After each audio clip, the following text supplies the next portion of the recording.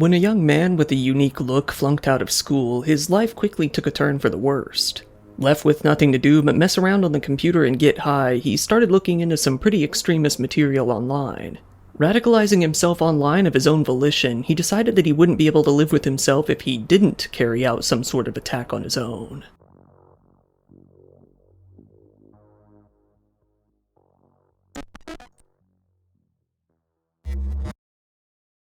Right now, I would like to thank the sponsor of today's video, Incogni.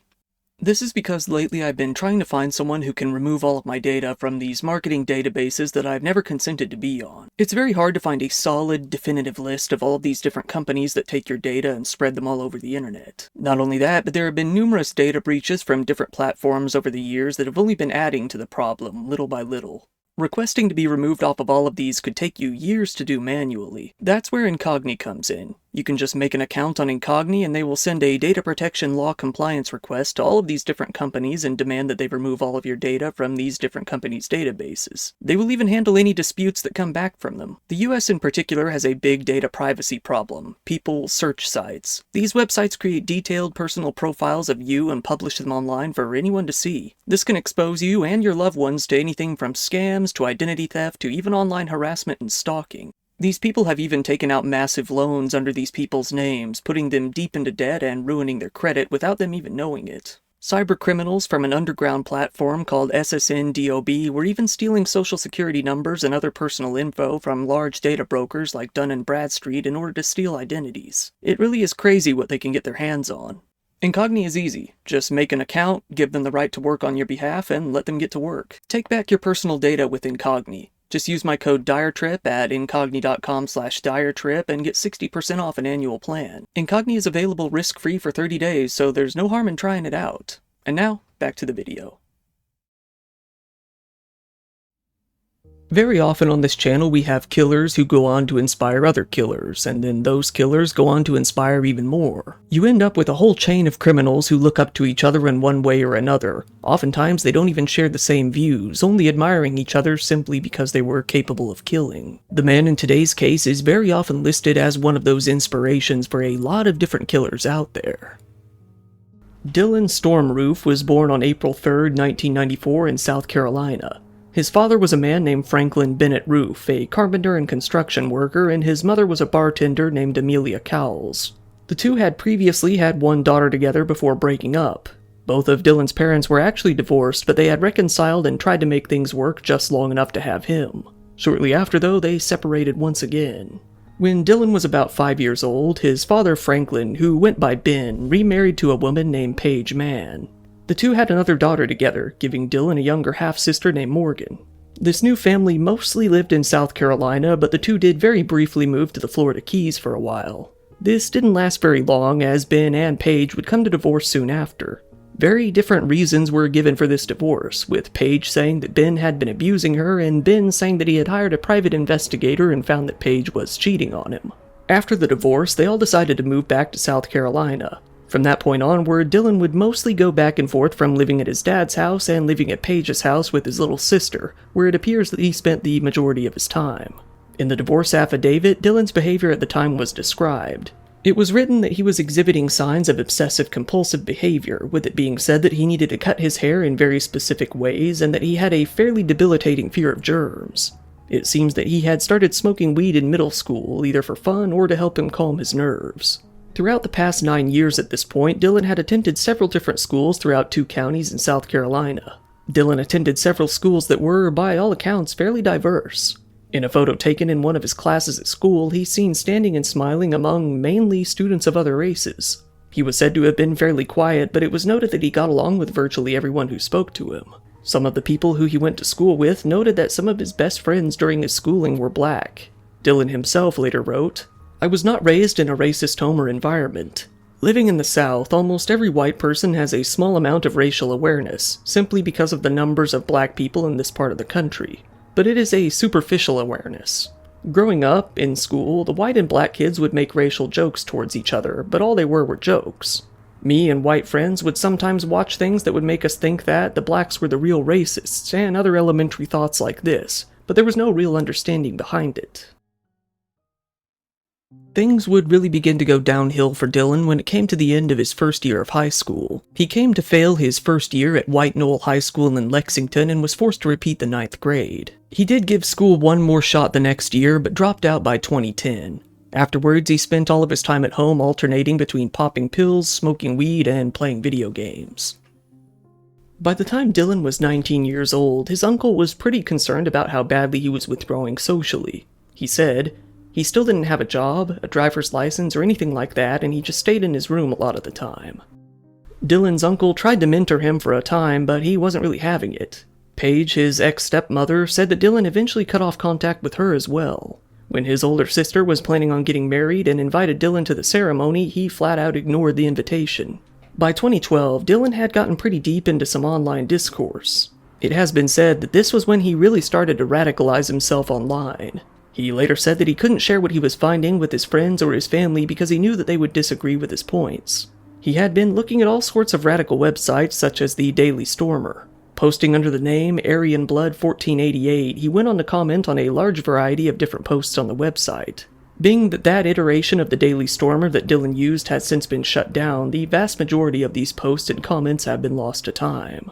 Rather than through interactions with others or through anything that was happening in his personal life, Dylan was radicalizing himself willingly by searching up and reading through various websites that didn't really portray other races in the best light. Dylan ate up that content, feeling that it really spoke to him. According to one of Dylan's childhood friends, he went on a long, angry rant about Trayvon Martin and George Zimmerman.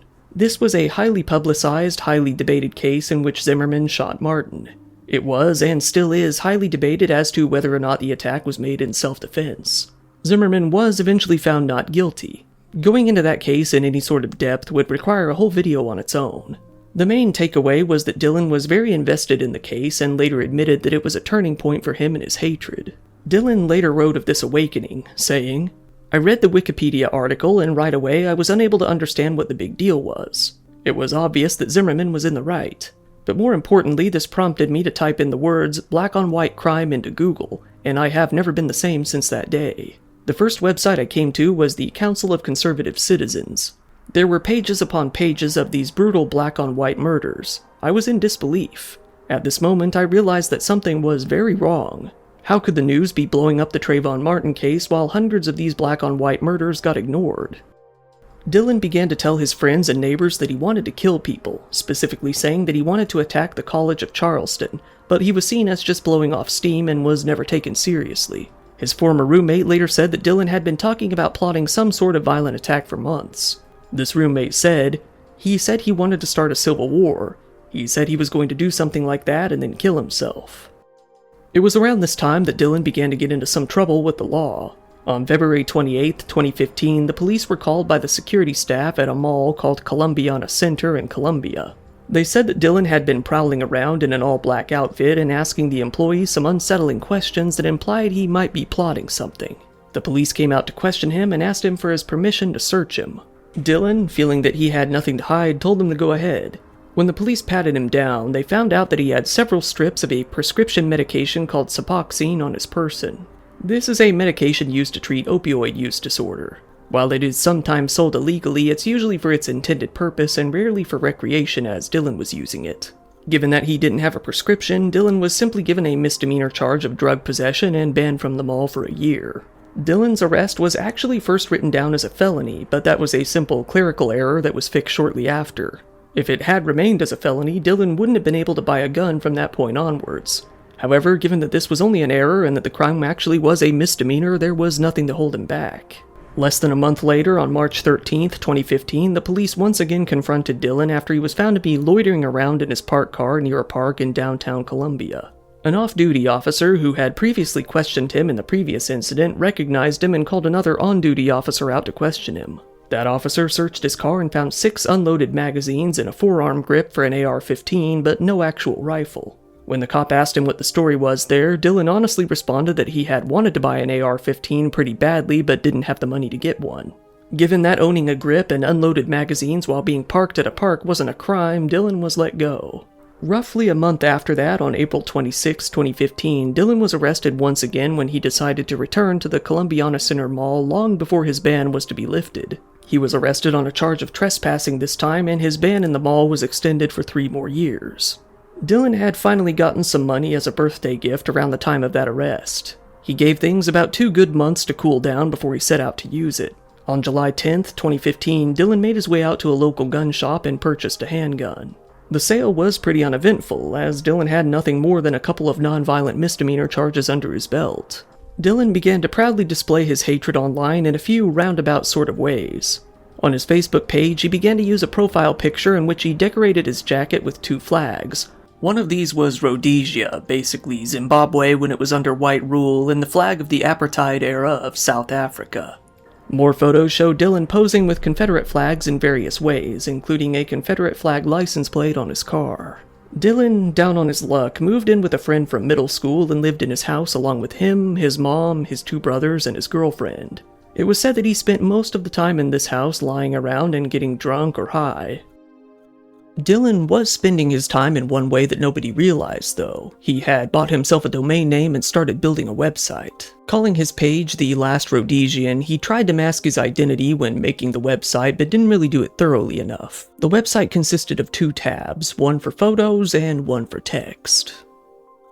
Under the Photos tab, Dylan was seen posing with his handgun and with a Confederate flag. More controversially, he was seen spitting on an American flag, burning an American flag, and posing on a beach where he had written a large 1488 in the sand.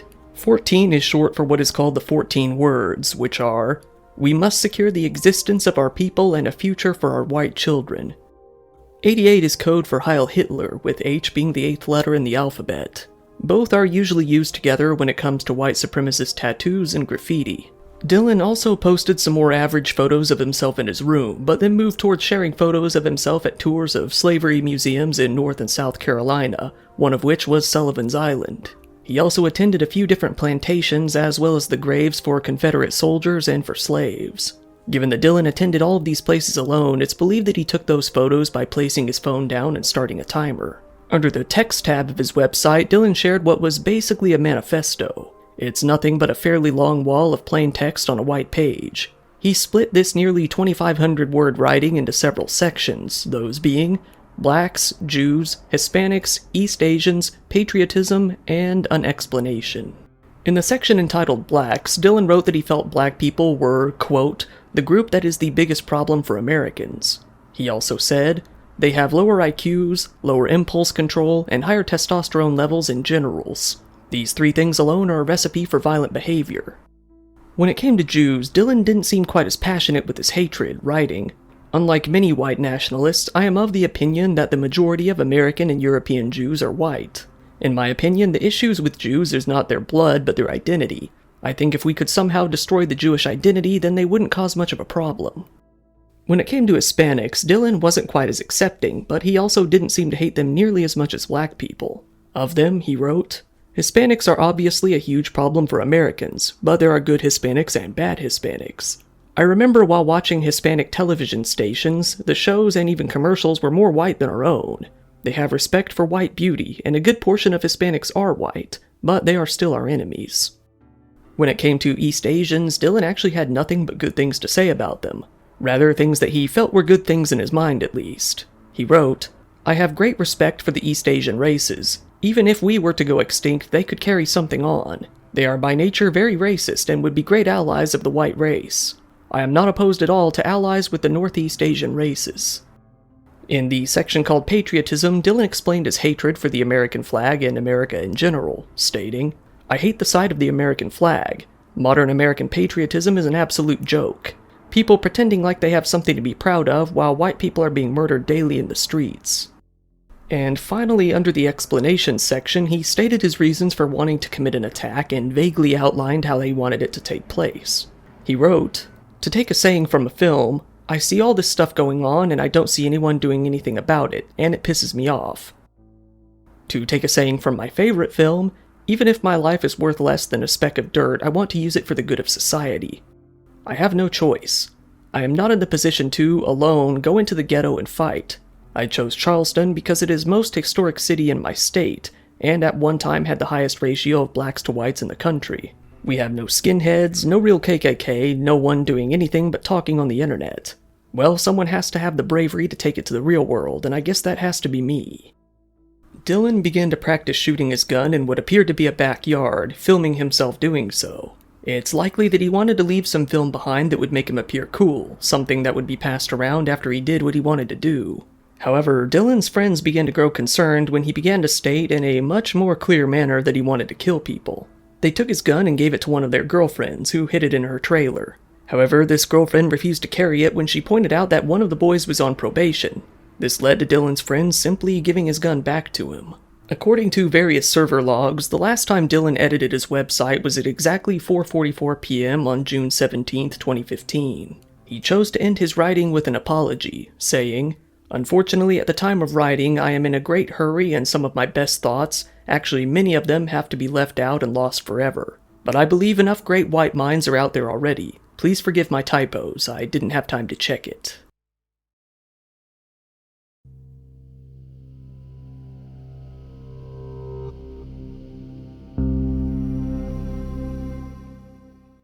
It was now Wednesday, June 17th, 2015. Dylan, with his manifesto finished and his gun returned to him, decided that it was time to carry out the attack he had been dreaming of for well over 6 months. He made the choice to set his sights on a predominantly black church called the Emmanuel African Methodist Episcopal Church in downtown Charleston, South Carolina. On that particular Wednesday evening, many of the most important members of the church congregation were set to attend. One of them was Reverend Clementa Pinckney, who was both the church's pastor and a South Carolina state senator. It isn't known if Dylan knew that specifically when he chose to target the church that day. CCTV footage showed Dylan pulling up to the church in his car, parking in the parking spot nearest the front entrance and making his way up to the door. He was notably wearing a fanny pack, one that held his handgun. He made his way into the church, seemingly without any sort of concrete plan in mind. Despite the fact that Dylan was white, he was welcomed into the church very quickly with open arms. He was told that, before the service, the group was going to hold a Bible study session and that he would be welcome to attend. Reverend Pinckney himself invited Dylan to sit next to him throughout the session, and Dylan was even seen in the background of a Snapchat story that one of the congregation members posted. Throughout the Bible study, Dylan was offered to provide his own interpretation of certain Bible verses that were being discussed, and he appeared to do so with enthusiasm. The whole Bible study lasted for about 45 minutes, and Dylan later stated that he almost gave up on going through with his plan because everyone was being so nice to him. It came time for the service to take place, and the attendees were asked to stand up and close their eyes for a prayer. Dylan decided that this was his chance, and he unloaded his gun from his fanny pack. He swiftly aimed his gun towards Reverend Pinckney and quickly shot him several times. Witnesses said that he shot so fast that it sounded like a machine gun firing. When it seemed that the shooting had stopped, a member of the congregation named Daniel Simmons Jr. stood up, saying that he needed to check on his pastor. Little did he know, Dylan wasn't finished with his attack at all. Dylan pointed the gun towards him and shot him 6 times. He then began pacing around the church, shooting repeatedly at churchgoers while reloading his gun multiple times. Some of the victims were forced to play dead in the pools of blood of their deceased friends. Dylan came across a woman, Polly Shepard, who was hiding underneath a table at the time. Seeing his boots as he grew closer, she began to do the only thing she could think of. Hearing her praying aloud, Dylan ducked down and stared at her. His face twisting in anger, he shouted, "Shut up, have I shot you yet?" Dylan's demeanor seemed to change quickly as he gave himself a moment to think. He changed course, telling her, "No, I'm not going to. I'm going to leave you here to tell the story." Another churchgoer, Tywanza Sanders, stood up and confronted Dylan, asking him why he was doing this. Dylan responded by saying, "Y'all rape our women. Y'all have taken over the country. I have to do what I have to do." Tywanza said, "You don't have to do this. We mean you no harm." Dylan responded by shooting him at close range multiple times. By the end of the attack, each victim had been shot at close, nearly point-blank range. Dylan had shot each of them very deliberately, rather than firing randomly into the crowd. In total, he had fired 79 bullets in his attack. 6 women and 3 men who were attending the church that night were left dead, with others being left injured. Each of the dead had been shot 5 times at the least. At the end of the attack, Dylan attempted to take his own life, but he was surprised to see that he had gone further than he thought and ran completely out of bullets. Not knowing what to do, he left the church, covered in blood and holding his gun. He looked both ways to see if anyone was outside before exiting the building and hurrying out to his car. After the attack, Dylan drove out to another church, this being the AME Church in Summersville, South Carolina. He stopped in the parking lot there for about 3 minutes, but the church service had been canceled that night for unknown reasons. Afterwards, he simply left. We can't know what he was intending to do there, but it's heavily speculated that he had planned on continuing his attack before either changing his mind or finding out that nobody was there. Dylan, having planned to die after the completion of his attack, didn't really have any sort of idea what he wanted to do moving forward. He got onto the interstate and drove out to Charleston and headed towards Charlotte, North Carolina to think about what he wanted to do next. Church members had already called 911 and the police were on Dylan's trail. Using the CCTV footage of Dylan entering and exiting the church, they started a large-scale manhunt in the area, asking for anyone who recognized him to come forward. One of the first people to recognize Dylan was none other than his own father. He reached out to the investigators and told them that not only did it appear to be his son in the video, but his son also owned a .45 caliber handgun, the shell casings of which had been found at the scene. When it became abundantly clear that Dylan was indeed the murderer, his family released a statement expressing their sadness at what had happened and offering their condolences to the victims and their families. The victims in the massacre were Reverend Clementa Pickney, 41 years old, the church's pastor and a South Carolina state senator. DePayne Middleton Doctor, age 49, who sang in the church choir. Ethel Lance, 70 years old, who worked for 30 years at the church. Susie Jackson, aged 87, who had been a longtime church member. Cynthia Hurd, age 54, the branch manager of the St. Andrews Regional Library near the church. Tywanza Sanders, only 26 years old, who was a graduate of Allen University in Charleston. Reverend Sharonda Coleman Singleton, 45 years old, who was a church pastor and high school track and field coach. Myra Thompson, 59 at the time, an active member of the Delta Sigma Theta sorority. And finally, Reverend Daniel Simmons Sr., age 74, who later died at the hospital.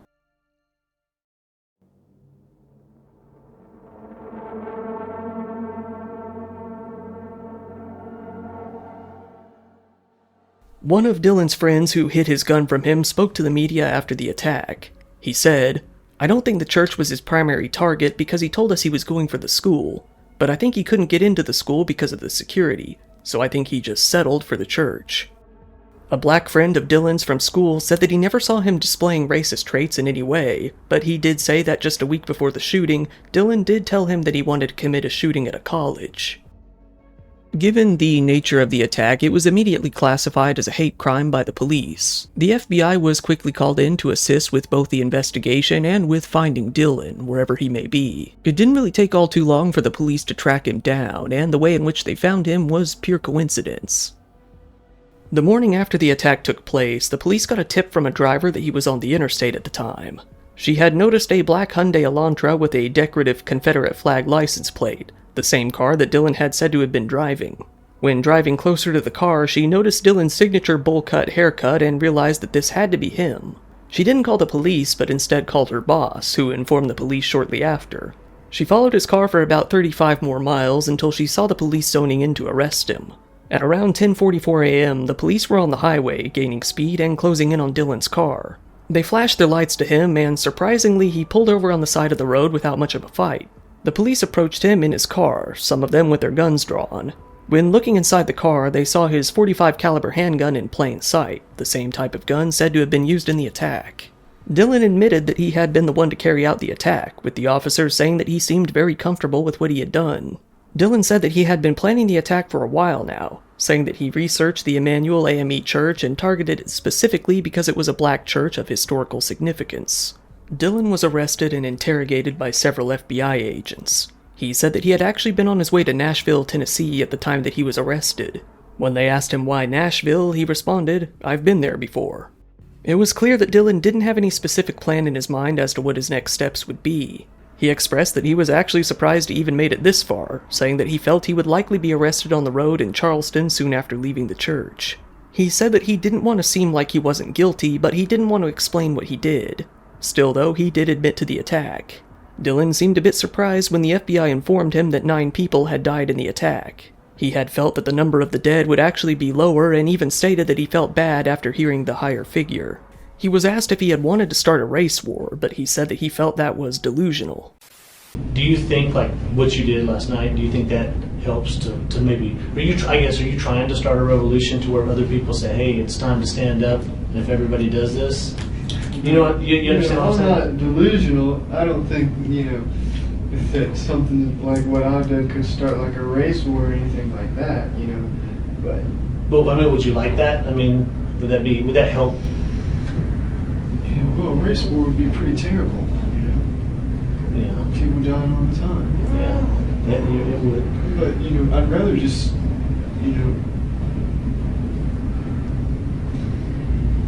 just be able to like reinstate segregation or something like that, without there having to be a race war. Later on, as the police continued to search his car, it was found that Dylan had written a note to give to his mother, likely written after the attack, as it seems he was writing from the perspective of being alive after the massacre. The note read, "I know that what I did will have repercussions on my whole family, and for this I am truly sorry.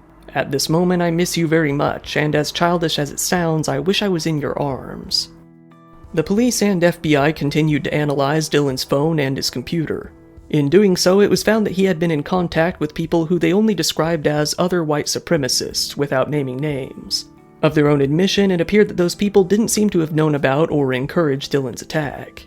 Dylan quickly waived his extradition rights that night and was put onto a plane, sent off to Sheriff A1 Cannon Detention Center in North Charleston. The next day, Dylan was charged with 9 counts of full-on murder and 1 count of possession of a firearm during the commission of a violent crime. He first appeared in the Charleston County Court over a video call later in the day. At that hearing, several survivors of the shooting and some of the relatives of the victims were there to speak to him directly. They told him that they had already forgiven him and that they were praying for his soul. The governor, though, wasn't so quickly to forgive, asking the prosecutors to seek the death penalty. Dylan was quickly indicted on 33 federal charges in addition to the state charges, those being 9 counts of using a firearm to commit murder and 24 civil rights violations, mainly hate crime charges. 18 of those 33 charges could each carry the federal death penalty. Later in July, he was further indicted on 3 new charges of attempted murder for each person who survived the shooting. After a letter written by Dylan appeared on an auction site, a judge ordered a gag order in the case. It was clear that he was developing a small following online who admired what he had done. However, many members of the community, including victims and their families, asked for the gag order to be loosened. On the 16th, his trial was scheduled to start almost a year later in July of 2016. He was then asked to provide some handwriting samples to compare to various notes and lists found at both his house and on his person.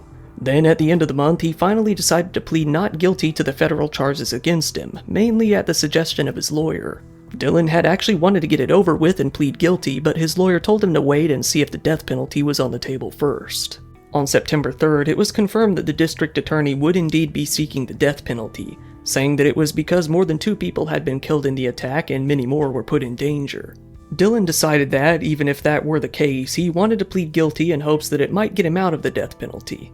However, it was later decided that the federal side would be seeking the death penalty as well, making Dylan the first person in U.S. history to be facing the death penalty on both state and federal levels. On August 4th, 2016, Dylan wasn't having too great of a day in jail at the Charleston County Detention Center. This was when a black inmate, 25-year-old Dwayne Marion Stafford, confronted Dylan and beat him up, leaving him with bruising all over his face and body but without any serious injuries. At the time, Stafford was in jail on charges of first-degree assault and robbery. Dylan said that he wasn't interested in pressing charges in the attack. The very next night, Stafford was released on a $100,000 bond.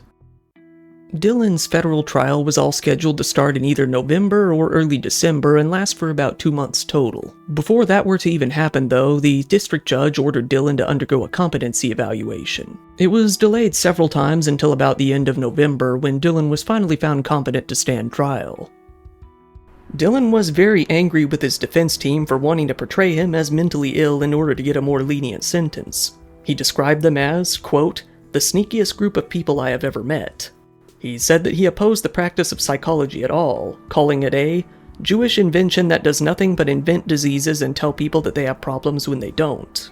Reports were made that Dylan had exhibited some traits of autism as well as for social anxiety disorder, generalized anxiety disorder, substance abuse disorder, depression, and schizoid personality disorder. However, Dylan adamantly refused to go any further down this line of thought and forbid his lawyers from even bringing it up. He told his lawyers that he would rather die than get what he called the autism defense, saying, "It would ruin me. Everybody would think I'm a weirdo." He desperately wanted to keep a cool reputation throughout his trial and own his attacks. He didn't want anyone to feel that his reasoning had been tainted by mental illness. He wanted everyone to know that what he did was fully intentional. His psychiatric report said, "His reputation was ruined. He continues to feel that the only thing that is important to him is to protect his reputation. All of his decisions in the trial are dominated and driven by his primary racial prejudice and wish to preserve that as the sole rationale for his crimes, and to protect his long-term image and reputation as someone who has no mental illness." Dillon then asked if he could represent himself in court, being sick of his lawyers pushing the mental illness angle. However, he later requested to have his legal team back for the guilty phase of his federal death penalty trial. This was all allowed. The rehired legal team immediately asked for a delay in the trial, but it was denied. On December 7th, the federal trial began. The jury was made up of 2 black women, 1 black man, 8 white women, and 1 white man. Dillon's confession was quickly played to the court, in which he fully admitted to killing the people at the church before fleeing the scene. On December 15th, barely over a week later, he was found guilty on all 33 counts. Dillon said that he would proceed with the sentencing phase without attorneys. He didn't want to call any witnesses or present any evidence either. On January 11th, 2017, Dillon Roof was officially sentenced to death. He was later sent to USP Terre Haute, the location of the federal death row for men and the federal execution chamber. Dillon's state-level trial was all set to take place as well, having been delayed numerous times. On April 10th, 2017, he pled guilty to 9 state counts of murder as well, for which he was sentenced to 9 consecutive sentences of life without the possibility of parole. It was later said that he was purposely spared the death penalty on the state level so that, even if something happened and his federal sentencing was overturned, he would still die in prison. Dillon wrote from jail, saying that he didn't at all regret what he had done. On the contrary, he said that he wouldn't have been able to live with himself if he didn't go through with the attack. In the writing, he stated, "I would like to make it crystal clear that I do not regret what I did. I am not sorry. I have not shed a tear for the innocent people I killed. I have shed a tear of self-pity for myself. I feel pity that I had to do what I did in the first place." Dillon decided to, about a month later, try and get a new trial, but this was quickly and adamantly shut down.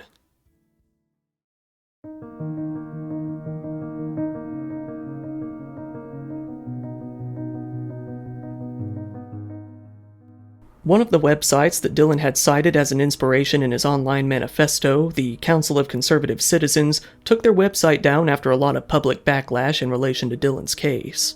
Its president, a man named Earl Holt, said that the organization was hardly responsible for anything that he had done. On the other hand, they also issued a statement saying that Dillon did have, in their words, legitimate grievances. They said that all their website did was, quote, "accurately and honestly report black-on-white violent crime." Harold Covington, the founder of Northwest Front, a white separatist and segregation-based movement, also condemned Dillon's actions to a point. He did, however, call the attack a preview of coming attractions. The Daily Stormer, the website that Dillon frequently commented on, would come back online eventually under different hosting. While Dillon's original comments have been lost, the website still exists in a different form to this day. The editor, Andrew Anglin, said that he would normally have sympathy for a white man shooting criminals, but noted that Dillon didn't do that, saying that his shooting of innocent people and even old ladies was nothing but a completely insane act. On the other hand, some other white supremacist and neo-Nazi groups showed full support for Dillon from the get-go. One group in particular started to call itself the Bull Patrol, naming themselves after Dillon's signature hairstyle. They were active for several years after the shooting took place, but it seems like they are more or less defunct at this point. Dillon's younger sister Morgan would go on to visit him in prison. Usually this wouldn't result in much more than some awkward, forced small talk. For example, Dillon asked her what she would like to do as a career, to which she said that she would want to become a nurse. He said that he himself wouldn't have to worry about that any longer, given that he was stuck in prison. Morgan told him that his job was being a professional dumbass. However, Morgan would soon prove to dabble in a bit of the dumbassery herself. In 2018, her school was holding a walkout in protest of gun violence. She really hated the idea of this, making a Snapchat post that read, "You're walking out for the allowed time of 17 minutes. They're letting you do this. Nothing is going to change. What the fuck do you think it's gonna do? I hope it's a trap and y'all get shot. We know it's fixing to be nothing but black people walking out anyway. No offense, of course, but..." This only resulted in a few fellow students expressing their concerns to the school administrator, who then told the school resource officer. The police came out to the school to question Morgan shortly after. There it was found that she was carrying a knife, pepper spray, and a good amount of marijuana on her person. She was arrested and hit with 2 charges of carrying a weapon on school grounds and 1 count of simple possession of marijuana. A judge set her bond at $5,000 and she was no longer able to return to school. Brenton Tarrant, the man who committed the Christchurch mosque shooting in New Zealand, clearly expressed that Dylann Roof was a huge inspiration to him in his manifesto. The perpetrator of the 2022 Buffalo shooting, Peyton Gendron, also called him an inspiration and even wrote his name on one of his guns. Even more recently, school shooters like Solomon Henderson have praised Dylann as well. In January of 2020, Dylann expressed an interest in trying to overturn his death sentence once more. Despite being very against the mental health defense before, Dylann now wanted to use the fact that representing himself had prevented information about his mental health from being disclosed as a reason to secure a new trial. His lawyer started an appeal process in May of 2021, saying that Dylann was too disconnected from reality at the time of his first trial to accurately represent himself. They said that he had all manner of mental disorders, everything from schizophrenia to autism to anxiety and depression. It was revealed exactly as to why Dylann was so okay with his death sentence in the first place and placed such an emphasis on looking cool and collected. They said that he felt other white nationalists would swoop in and rescue him from prison during an upcoming race war resulting from his attack. When it gradually became clear over the years that this race war wasn't happening, he was left trying to find some other way to get out of jail.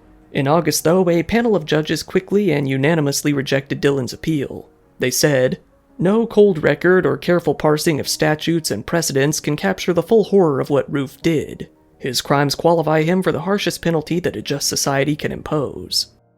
However, his lawyer soon tried to appeal this decision as well. Still, a federal court declined to take the appeal case regardless. They said that there was no need to revisit the case as the facts that made Dylann guilty in the first place had not changed. Dylann's attorneys actually went all the way up to the Supreme Court in 2022, asking for them to resolve the whole case involving the appeal. However, on October 11th, 2022, the Supreme Court flatly denied the appeal with no further comment. Dylann's goal of a retrial after 2 years of effort was dead in the water. Dylann is still on death row to this day. In all likelihood, that is where he will remain until the day comes when he is executed by the state. Once again, thank you for watching my video. If you found it interesting, please give it a like, it really helps me out in the algorithm, and feel free to subscribe if you want to see more content like this. Now I've got up a merch store that you can buy yourself some cool Dire Trip t-shirts and other stuff. I plan on putting some new designs up in the future too. If you want, go ahead and follow me on social media. If you ever need to get a hold of me, that's the easiest way, and if anything were to ever happen to the channel, that would probably be the only way you'd ever hear about it. I also really appreciate when people subscribe to my Patreon. There you can get videos early, ad-free, and uncensored. Channel memberships are up too, and you get the same benefits there as well. Once again, this has been your host Kyle. Thank you, and good night.